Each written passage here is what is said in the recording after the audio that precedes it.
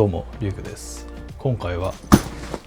このディスパッチのジムワークパックについてレビューしていきたいと思います。最近ディスパッチの製品を何個か初めて買ってみて、結構昔から気になっていたブランドなのですごいワクワクしながら使ってみたんですが、ものすごい尖ったデザイン、考え抜かれた設計に結構いろんな観点でテンションが上がったので、じっくりレビューしていきたいと思います。それでは行ってみましょう。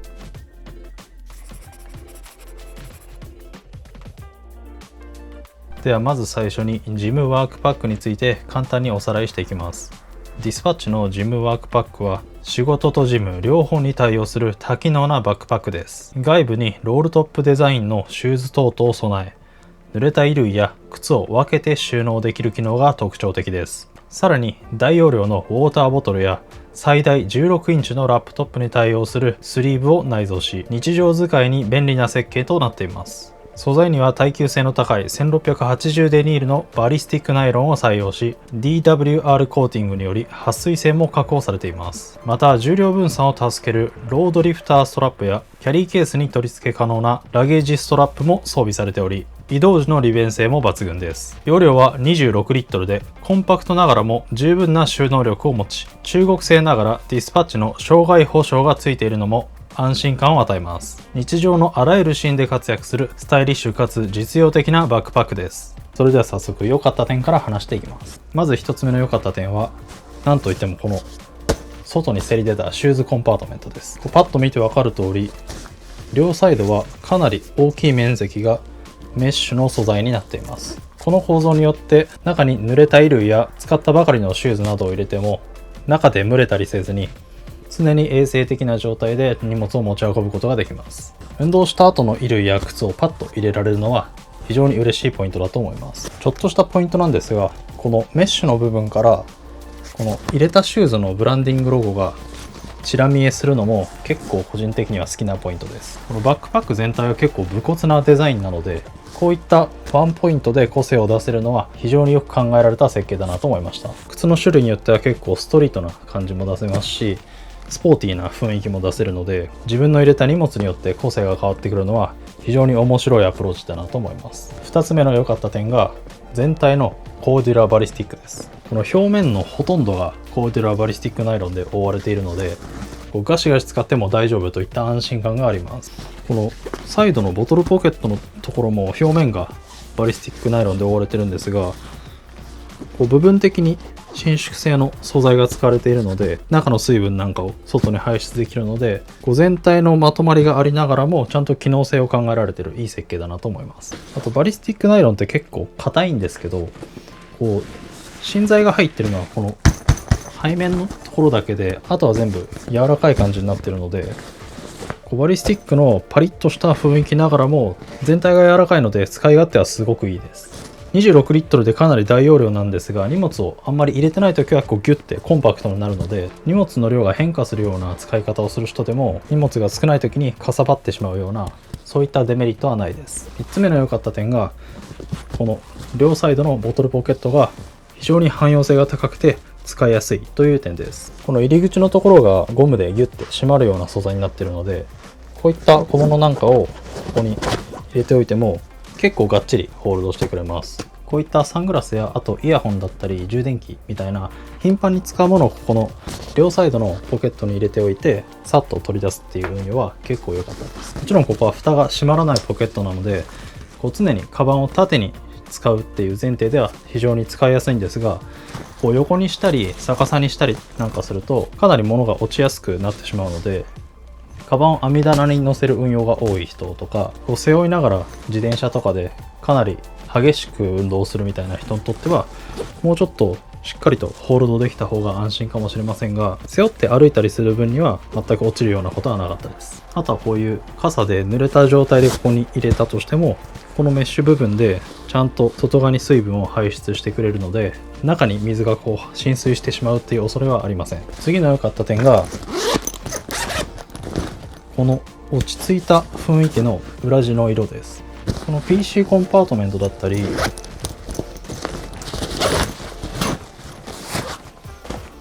こういうメインポケットのところは全部ブラウンの裏地が使われていて、最近の白系の裏地よりはちょっと落ち着いた印象です。白っぽい裏地がちょっと汚れやすくて気になるよっていう人は、こう少し落ち着いた色合いの裏地の方が汚れにくく、かつ中のものも視認しやすいっていう意味ではすごくいいバランスだなと思いました。次の良かった点がカスタマイズ性です。このバックパックはパッと見てわかる通り、こういった底面のベルトだったり、このロールトップのこういうところにもなんか物を引っ掛けられそうな感じになってたり、あと両サイドにプラスチック製の D 管がついていたりと、かなりカスタマイズ性が高いです。こういうところを活用して、なんかこういうヒーロークリップなんかを引っ掛けてみたり、この D 管のところにこのクリッパーみたいなバックハンガーをこんな感じでかけてぶら下げてもいいですし、普通にこのトップハンドルもついてるんで、ここに引っ掛けといてすぐにハンガーとして使えるように運用するのもいいと思います。個人的に結構好きなのはこのロールトップの真ん中のベルトで、ここの部分に結構いろんなものを引っ掛けられます。あんま安定しないですが、例えばこういったヘッドホンみたいなのとりあえず引っ掛けて持ち運んだりとか、こういった結構厚手のジャケットなんかはこうカバンの中に入らなかったりするんですが、結構マックスまで伸ばせばこんな感じで外側の上の部分に引っ掛けられて、でなんでこのベルトが好きかというと、ここはメインのポケットには全く干渉していないので、メインコンパートメントも PC コンパートメントもここに物を置いておいても全く干渉せずアクセスできるっていう点ですね。背負った感じのシルエットは結構旅人っぽい感じになっちゃうんですけど、こういうスタイルが好きな人にとっては結構たまんないんじゃないかなと思います。あと公式サイトにも結構このバックパックにはこう追加のオプションパーツみたいなのが売られていて、僕はこのトップハンドルのこういう持ち手のクッションだけオプションで追加したんですが、それ以外にもここに引っ掛けて使えるキャップホルダーだったりシューズホルダーだったり、ディスパッチオリジナルのいろんなオプションパーツをこうガシガシつけて遊べるっていうのはすごいカスタマイズ性が高くて男心をくすぐる仕様だなと思います。以上が良かった点です。ここからは使っていて少し気になるなと思った点を話していきます。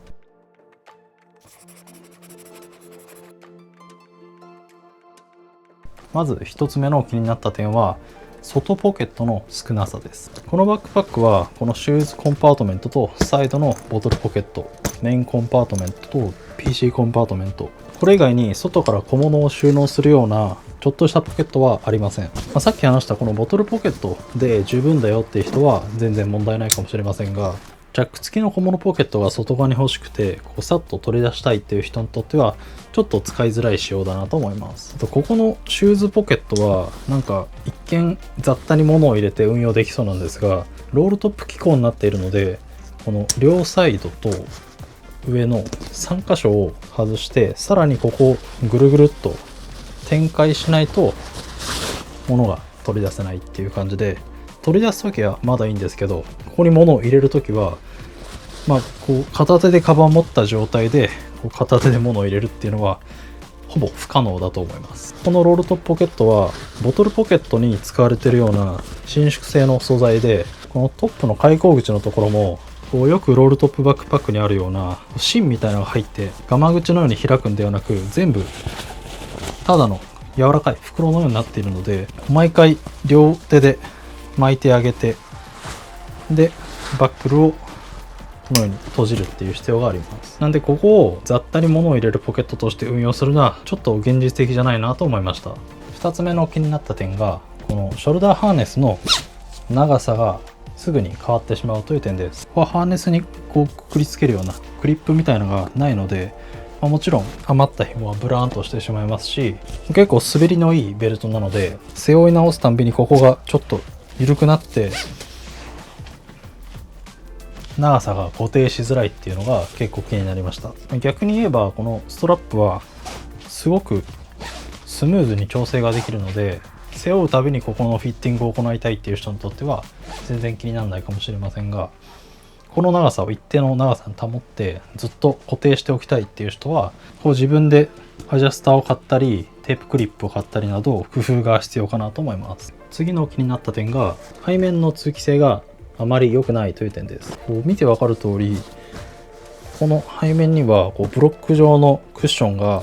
ボーンと位置しているのではなく、1枚のメッシュ素材が敷かれているだけで、背負ってしまうとほとんど背中に密着してしまいます。ハーネスの形状的にもかなり体にはフィットするので、重く感じてしまうみたいなことはなく、逆に軽く感じることの方が多いんですが、それは反対に言うと背中にかなり密着するせいで背中の通気性が失われてしまうっていう意味でもあります。このバックパックは背負い心地がかなりいいんですが、夏場だったり運動後の体が発汗している状態で背負うと結構暑くてしんどいかなと思いました。次に気になった点が PC の取り出しづらさです。とは言っても普通にここに PC を入れて運用する分にはほとんど問題ないです。一方でここのメインポケットの方にマガジンスリーブというかタブレットスリーブみたいなスペースがあって、こっち側にタブレットを収納してしまうとここが開きづらくなって PC へのアクセスが少ししづらくなってしまいます。ここに11インチの iPad Pro を収納すると取り出しやすいように上げ底になっている反面、ここの PC ポケットのところに少し干渉してしまっているのがわかるかと思います。こういった16インチクラスの PC であれば、PC の頭がかなり上に来るのでそんなに取り出しづらさは感じないんですが、これが13インチの PC とかになると結構 PC が奥の方まで入ってしまって、取り出す時にこの iPad の硬さに干渉して手が入れづらいっていう印象です。かなり限定的であるんですが、13インチクラスの PC、MacBook などプラスタブレット、iPad などを運用したいっていう人にとってはちょっと使いづらい仕様だなと思いました。最後の気になった点が、この底面ストラップのベルトがちょっと汚れやすいっていう点です。このベルトはエイブルキャリーとかで使われているようなシートベルトのような素材ではなく、よくあるナイロンベルトっていう感じなので結構汚れをキャッチします。なのでホコリっぽい床なんかに置いてしまうと結構この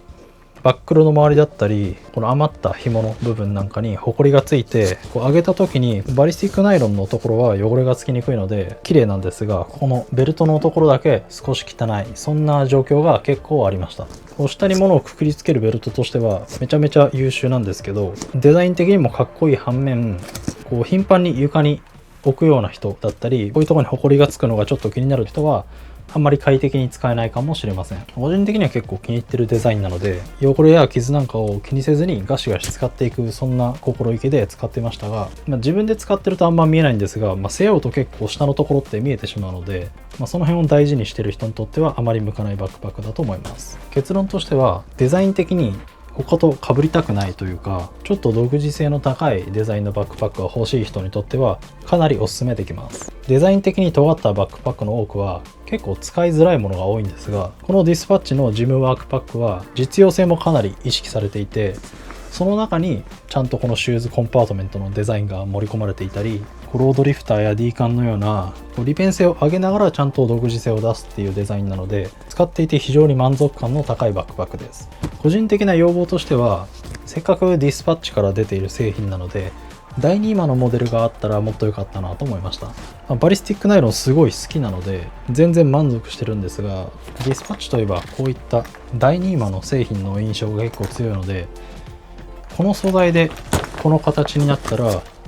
かなり独自性高い尖った製品になるなと思います。この製品に関してはコーデラバリスティックモデル1モデルの展開となるので、そもそもこのジムワークというアクティブに体を動かしながら仕事に勤しむみたいな、そういうテーマに対してこのバリスティックが最適だっていうデザイナーの判断なのかもしれませんが、カバン狂いとしてはこういう独自性の高いバックパックのさらに上のモデルが欲しくなってしまうので、これのバリスティックじゃない第2今のモデルが出たらちょっと欲しいなと思っちゃいました。以上になります。こんな感じでこのチャンネルではバッグのレビューや日々に役立つ情報を発信しています。もう一つのチャンネルのイミグラムでは言葉では表現しきれないバックパックの魅力を 4K 映像で隅々まで見ることができます。そちらもぜひチェックしてみてください。X、Instagram、TikTok もやっています。ぜひフォローお願いします。最後にこの動画が面白いと思ったらグッドボタンとチャンネル登録よろしくお願いします。最後までご視聴いただきありがとうございました。それではまた次の動画でお会いしましょう。バイバイ。